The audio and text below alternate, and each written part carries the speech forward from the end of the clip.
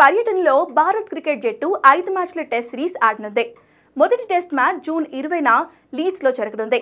అయితే ఈ సిరీస్ కు సంబంధించిన ట్రోఫీ పేరు మార్పుకు సంబంధించి వివాదం ఇంకా సద్దుమణగడం లేదు. ఈసీబీ బీసీసీఐ ట్రోఫీ పేరును పటౌడీ ట్రోఫీ నుంచి అండర్సన్ టెండూల్కర్ ట్రోఫీగా మార్చనున్నట్లు ప్రకటించాయి.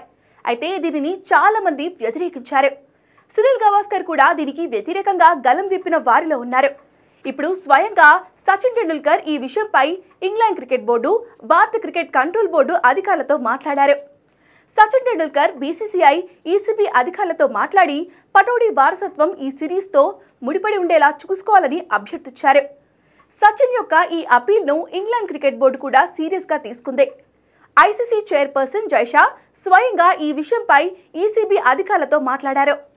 ఇండియా ఇంగ్లాండ్ సిరీస్లో పటౌడీ వారసత్వంతో రాజీ పడకుండా చూసుకోవాలని ఆయన కోరారు. అయితే భారత్ ఇంగ్లాండ్ జట్ల మధ్య జరిగే ద్వైపాక్షిక సిరీస్ పేరును 2007లో పటౌడీ ట్రోఫీగా మార్చారు. ఇఫ్తిఖార్ అలీ ఖాన్ పటౌడీ భారత్ ఇంగ్లాండ్ రెండు దేశాలకు ప్రాతినిధ్యం వహించిన ఏకైక క్రికెటర్. అతని కుమారుడు మన్సూర్ అలీ ఖాన్ పటౌడీ కూడా భారత జట్టు కెప్టెన్గా ఉన్నారు.